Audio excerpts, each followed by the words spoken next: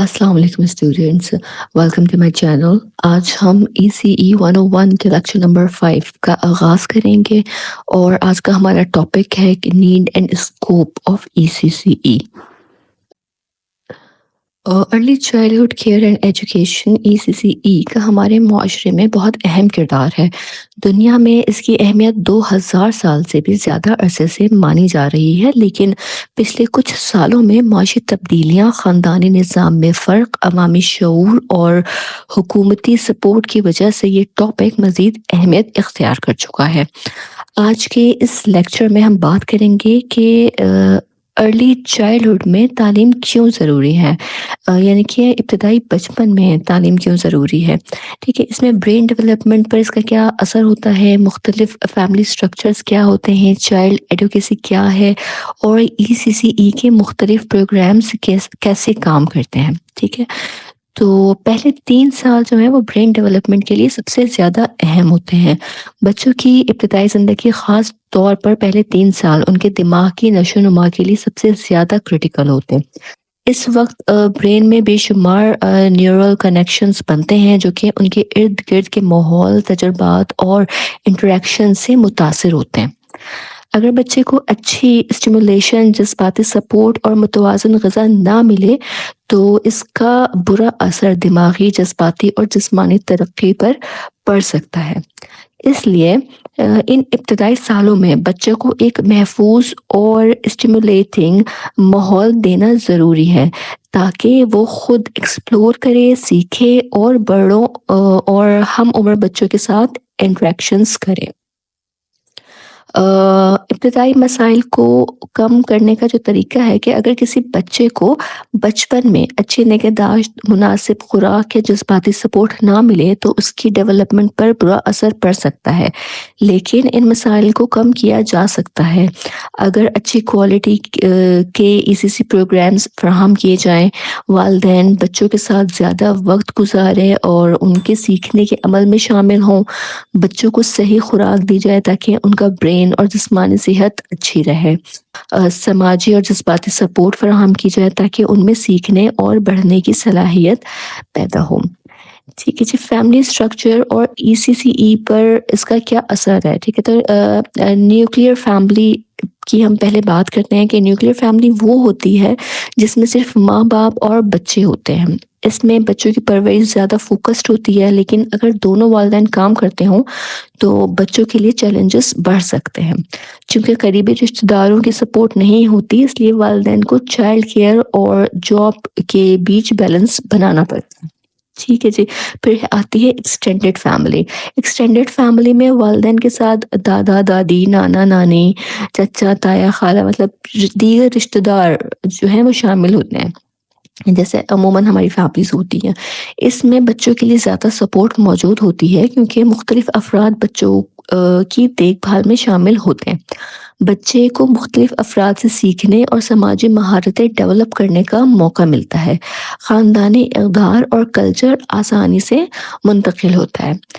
ठीक है, फिर हम बात करते हैं चाइल्ड एडवोकेसी पे कि बच्चों के हुकूक और बेहतरी के लिए क्या इक़दामात जो है वो किए जाते हैं। तो चाइल्ड एडवोकेसी का मतलब है कि हम बच्चों के हुकूक, तालीम और फलाह बहबूद के लिए काम करें।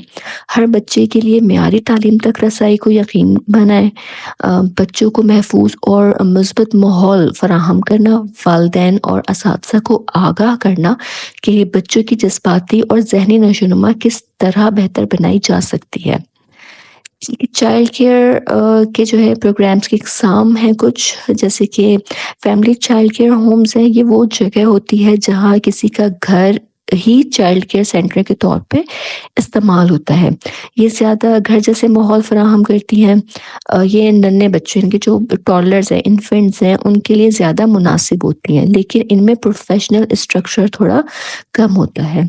फिर आता है सेंटर बेस्ड प्रोग्राम्स। ये ऐसे प्रोग्राम्स होते हैं जो pre school, day care centres और दीगर तालीमी इदारों में चलाए जाते हैं।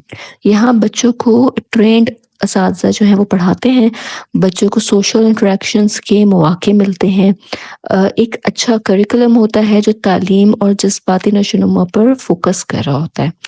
ٹھیک ہے جی، اس کے بعد آتا ہے کہ انٹیگریٹڈ کریکولم، یہ ایک ایسا نصاب ہوتا ہے جس میں مختلف مضامین کو آپس میں جوڑ کر سکھایا جاتا ہے تاکہ بچے زیادہ انٹرسٹ اور انڈرسٹینڈنگ کے ساتھ سیکھ سکیں۔ مثال کے طور پہ اگر ہم سیزنز پڑھا رہے ہیں تو اس میں سائنس، موسم کیسے بدلتے ہیں، ریاضی تو مہینے اور دن کیسے گنے جاتے ہیں، زبان لینگویج ہے تو موسموں پر کہانیاں اور نظمیں، ٹھیک ہے۔ تو اس طرح سے کریکولم جو ہے وہ ڈیولپ کیا جاتا ہے۔ پھر اسی سے کہ اگر ہم دیگر اہم پہلوؤں کو دیکھیں تو اس میں ایک امپورٹنٹ جو اس کا پارٹ ہے وہ ہے لیچ کی چلڈرن۔ لیچ کی چلڈرن وہ ہوتے ہیں جو اسکول کے بعد کسی بڑے کی نگرانی کے بغیر گھر پر رہتے ہیں۔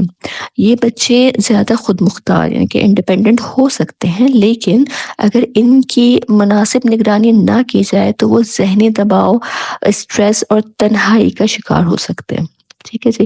بعد از اسکول پروگرامز جو ہیں اور فیملی سپورٹ ان کے لیے بہت ضروری ہوتی ہے، ٹھیک ہے۔ اور اس کے بعد پھر آ جاتا ہے چائلڈ ایڈلٹ ریشوز۔ ای سی سی ای میں بچوں اور بڑوں کا تناسب بہت اہم ہے۔ جو ریکمنڈیڈ ریشوز ہیں وہ یہ ہے کہ انفینٹ جو کہ 1 سال کا کہتے ہیں 0 سے 1 سال تک کا جو ان کا ایئر ہو تو اس پہ ایک ٹیچر پر 3 سے 4 بچے جو ہیں وہ ہونے چاہیے، ٹھیک ہے۔ ٹالررس آ جاتے ہیں، اگر 1 سے 3 سال کے بچے ہیں تو ایک ٹیچر پہ 4 سے 6 چلڈرن جو ہے وہ اس کا ریشو جو ہے وہ بیلنسڈ ہے۔ اور پری اسکولرز اگر ہیں 3 to 5 ایئرس کے بچے ہیں تو ایک ٹیچر پہ جو ہے وہ 8 سے 10 بچے جو ہے یہ اس کا ریشو بنتا ہے، ٹھیک ہے۔ اور پھر دیکھتے ہیں کہ ہم کچھ کامن مس پرسیپشنز ہیں ای سی سی کے، تو ان کو بھی ہم دیکھ لیتے ہیں کہ بہت سے لوگ سمجھتے ہیں کہ ای سی سی کا مقصد صرف بچوں کو اے بی سی اور گنتی سکھانا ہے، لیکن حقیقت میں ای سی سی جو ہے وہ تخلیقی صلاحیتوں کو بڑھاتی ہے، سوشل اور ایموشنل انٹیلیجنس ڈیولپ کرتی ہے، کھیل اور ایکسپلوریشن کے ذریعے بچوں کی لرننگ کو بہتر بناتی ہے، ٹھیک ہے جی۔ اگر اس کو فائنل ورڈز میں سم اپ کر دوں تو یہ ہے کہ ای سی سی ای صرف بچوں کو اسکول کے لیے تیار کرنے کے بارے میں نہیں ہے، بلکہ یہ ان کی زندگی بھر کی ذہنی، جذباتی اور سماجی ترقی کی بنیاد رکھتی ہے۔ اگر ہم بچوں کی ابتدائی تعلیم، فیملی سپورٹ اور معیاری لرننگ انوائرمنٹ پر کام کریں تو ہم ایک بہتر اور کامیاب نسل کی پرورش کر سکتے ہیں، ٹھیک ہے جی۔ تو یہ جو لیکچر ہے یہ آپ آج کا کمپلیٹ ہو گیا ہے need and scope of early childhood development کے بارے میں۔ پوری امید ہے کہ لیکچر آپ کو اچھا لگا ہوگا، سمجھ آیا ہوگا۔ اگر کوئی بھی آپ کی کیوری ہے تو آپ وہ کمنٹ سیکشن میں ضرور بتا سکتے ہیں، میں پوری کوشش کروں گی کہ آپ کی کیوریز کو فلفل کر سکوں، ٹھیک ہے جی۔ میرا چینل جو ہے وہ آپ ضرور سبسکرائب کر لیجیے گا تاکہ اس طرح کی مزید ویڈیوز جو ہیں وہ آپ کے پاس ٹائملی پہنچ سکیں۔ انشاءاللہ میں نیکسٹ ویڈیو میں پھر حاضر ہوں گی، تب تک آپ سب اپنا بہت خیال رکھیے گا۔ اللہ حافظ۔